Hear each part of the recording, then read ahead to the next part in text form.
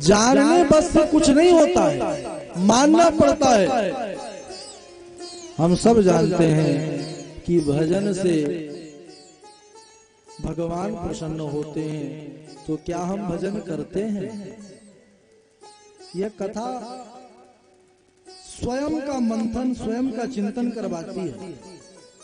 यह कथा किसी और के लिए नहीं है, हमारे लिए है। जब कथा में बैठते हैं, क्योंकि हम अपने से झूठ नहीं बोल सकते। संसार से भले कितना भी झूठ बोले, लेकिन जो अंदर बैठा हुआ परमात्मा है अंतरात्मा में, उससे झूठ बोल ही नहीं सकते। अंदर से तो यह विचार आता है कि क्या केवल हम इसीलिए आए हैं? क्या मनुष्य शरीर का प्रयोजन इतना ही है कि अपना घर, अपना परिवार, अपने बच्चे कमा करके पेट भर लिए, मकान बनवा लिए, दुकान बनवा लिए, बस?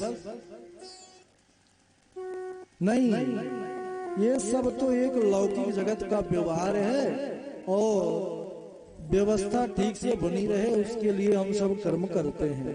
लेकिन जो मनुष्य जीवन का उद्देश्य है, यह नहीं है। मनुष्य जीवन तो मिला है सज्जनों केवल भजन करने के लिए। हमको अपने राम को पहचानना हो। वह परमात्मा सब जगह है, लेकिन हमको मिलेगा कब? कब मिलेगा? सब जानते हैं कि प्रभु परमात्मा काशेश्वर महादेव कण कण में है, तो क्या कभी हमको मिले या नहीं मिले? तो क्यों नहीं मिल रहे? देखिए सज्जनों, यह जो माया रूपी आवरण हम अपने आंखों के सामने डाले हैं, जो पल पल है, जो कण कण है, वही हम देख नहीं पाते हैं। कथा क्या करती है कि वह साहस देती है, वह बल देती है कि इस माया रूपी पर्दा को हम सहजता के साथ उठा देते हैं, और जब यह उठ जाता है तो वह सदा शिव का दीदार होने लगता है। वह भगवान की कृपा जो है तो हो जाती है।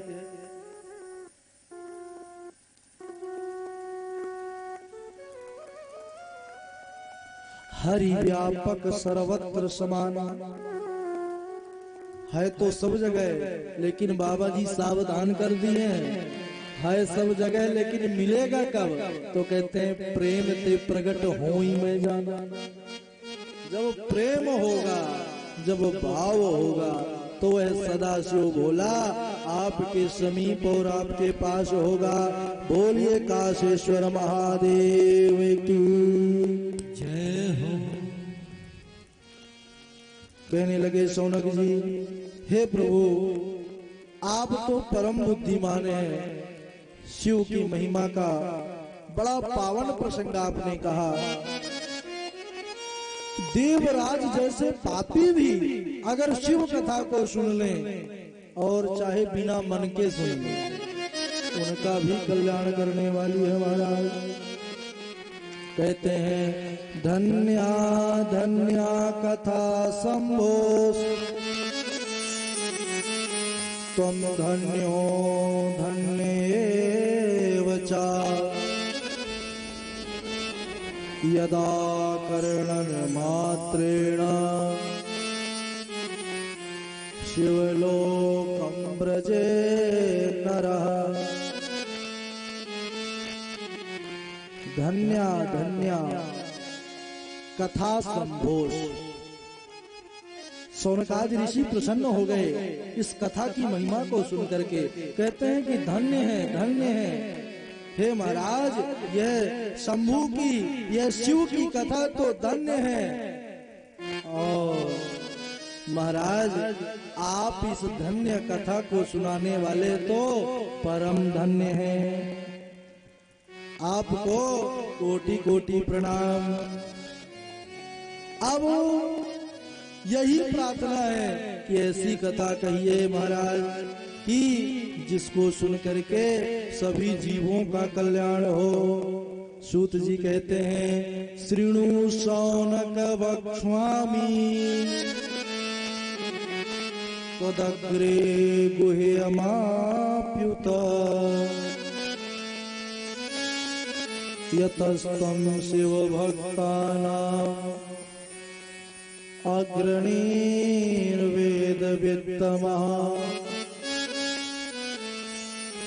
हे सौनक जी, आप शिव भक्त और वेद ज्ञाता हैं, इसलिए मैं आप सबके सामने गोपनीय से गोपनीय कथा वस्तु का भी प्रतिपादन करूंगा। आप लोगों से वह रहस्य भी कहूंगा महाराज जो गोपनीय है। कहते हैं कि भगवान की कथा ऐसी है जिनकी कहते हैं कि बुद्धि हमेशा विषयों पर ही लगी रहती है, उन लोगों का भी कल्याण करने वाली है। कथा कहते हैं कि एक समुद्र के निकट वास्कल ग्राम था। वहां पर उस ग्राम में सभी पापी लोग ही निवास किया करते थे। वहां पर एक बिंदु नाम का अधम ब्राह्मण रहता था, जो वैदिक धर्मों को त्याग करके और अधर्म के मार्ग पर प्रवृत्त हो चुका था। और वह बस नहीं, जितने वर्ण थे वहां पर चारों वर्णों के लोग थे, ब्राह्मण क्षत्रिय वैश्य शूद्र, सभी अपना अपना स्वभाव अपना अपना धर्म भूल करके सब भ्रष्ट हो चुके थे। सबकी स्त्रियां भी स्वेच्छाचारिणी थी महाराज। तो उस बिंदु की जो पत्नी थी उसका नाम था चंचुला। वह बड़ी गुणवान सुंदर थी। पहले तो धर्म पर चलती रही, पति को समझाती रही कि ये नाथ आप जिस राह पर चल रहे हैं वह ठीक नहीं है। लेकिन जब बिंदुक नहीं सुधरा तो वह जो अच्छी थी वह भी महाराज बुरी हो गई। चंचुला भी अधर्म के मार्ग पर चल पड़ी। एक दिन उसका पति बिंदुक ने देखा किसी पर पुरुष के साथ, तो बड़ा मारा पीटा उसको।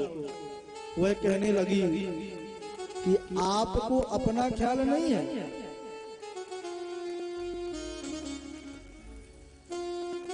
क्या आप जो करते हैं सही है?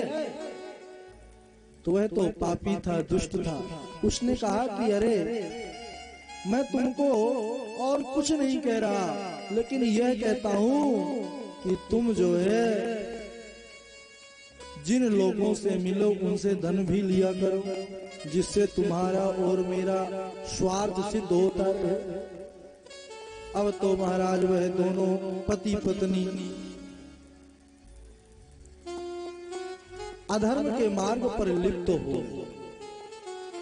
एक बार वह बिंदु को मृत्यु को प्राप्त हो गया सज्जनों, और कर्म अच्छे नहीं थे।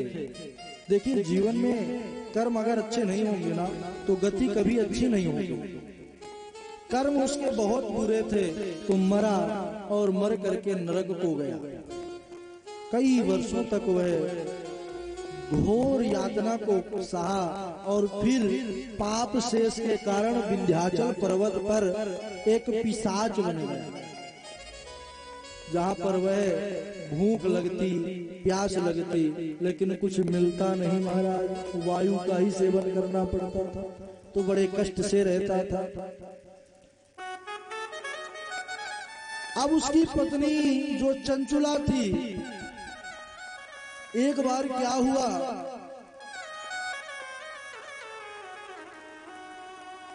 शिवरात्रि का पावन महोत्सव था।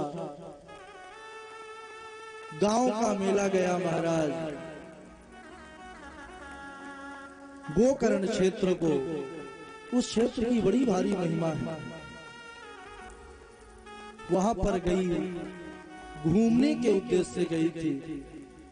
एक जगह शिव कथा हो रही थी, प्रवाहित हो रही थी, तो आकर के चुपचाप बैठ जाती है आंख बंद करके। कथावाचक समझाया, कथा में बताया कि जीवन में अगर कर्म ठीक नहीं है तो सदाशिव कभी प्रसन्न नहीं रहते। अगर हमारे आचरण अच्छे नहीं हैं तो हमको यहाँ क्लेश दुख तो मिलेगा ही, कभी शांति नहीं मिलेगी और मरने के बाद भी हमारी अधोगति होगी। बहुत कुछ कहा कि जीवन में भजन अति आवश्यक है, जीवन में भगवान नाम का होना अति आवश्यक है, नहीं तो जीवन निरर्थक है। अब तो